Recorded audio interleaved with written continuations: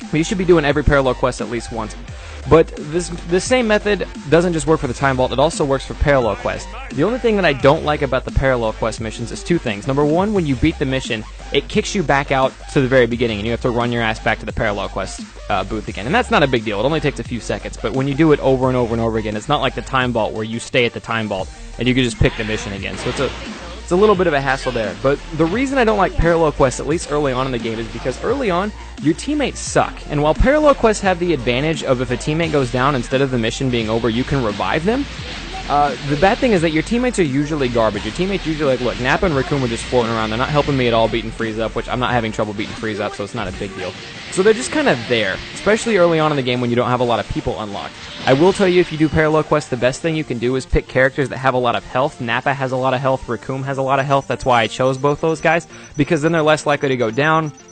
And another bonus of being able to have multiple allies is that they do go down when you're only facing one opponent. If an ally goes down, the other ally will revive them while you fight the bad guy, and nobody will ever stay down. So that's another bonus. But no, early on in the game, I recommend doing story mode quests over and over again, like Frieza, Vegeta, like the things I've mentioned. But then once you actually start getting some characters unlocked, and once you start getting some good teammates, some good allies, and unlock harder villains and bosses, then I recommend, instead of doing story mode stuff, switching over to the parallel quest. Because again, not huge spoilers, but it's kind of there. Much like with the Frieza fight that you saw, it was me and Goku versus Frieza, and that was easy. But Cell, when you get to Cell's a lot harder for some reason, and it's just you and Gohan versus Cell. But where the parallel quest comes in handy, even though Cell's super hard and he can knock you guys down, and if you go down or Gohan goes down, you lose the match, and that sucks.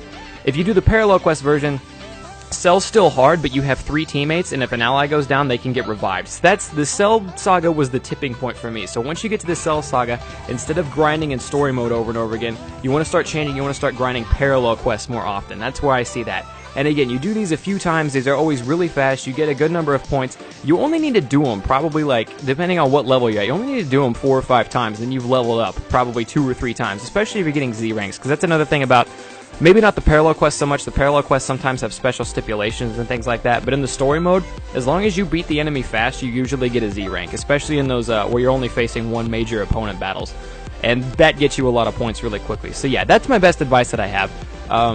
You'll unlock parallel quests down the road, and again, parallel quests aren't part of the story, so they don't matter, but you'll unlock quests down the road where you take on, like, Beerus, and you just fight Beerus. When you get that, grind the shit out of that, because if Beerus knocks down one of your teammates, they can get revived. Beerus can't fight all of you at once, so if a teammate goes down, who gives a shit? The other teammate will revive them, they get up. You never actually lose, you can still win those matches relatively quickly, and they give you a bunch of, excuse me, they give you a bunch of points. Same thing with Cell. Like I said, if Frieza, Vegeta, I've been through that list enough times. That's my advice to you guys on your first playthrough.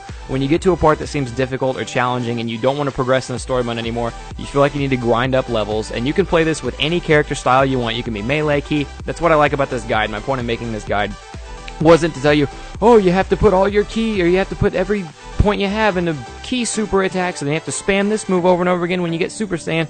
That's not the point. You can play this with any style you want to, and that's kind of why I made it the way I did.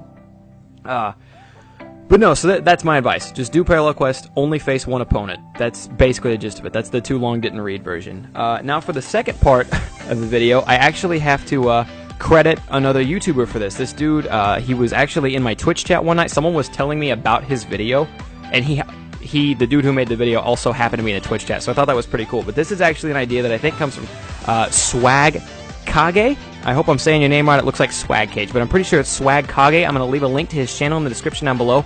He's actually the one who found this method. But the idea behind this one is after you've beaten the game one time, you can grind up brand new characters insanely fast. Like, you can get, I think this first one's going to jump me up 12 levels on the first go, as soon as the Xenoverse servers connect.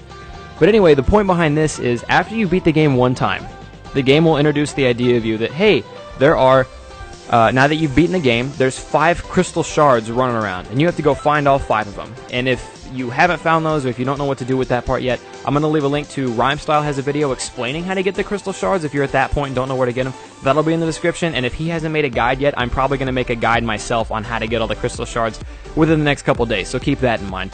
A lot of people shouldn't be to this point in the game yet, especially if you're in EU or are going to get the game on PC. That's why I'm not too worried about it right now. But you collect the 5 crystal shards, and then you unlock a special bonus story mode mission. So I'm not going to spoil what exactly is in the special bonus story mode mission, but what it unlocks for you is another set of parallel quests, 7-star parallel quests, meaning that they're the hardest parallel quests in the game that you can get. And when you unlock these parallel quests, there's one quest in particular that is a 7-star mission. It is supposed to be extremely difficult, and you have to face Broly. And that all sounds really scary, right? You have a level 1 character you're trying to level up really fast, but you have to face Broly.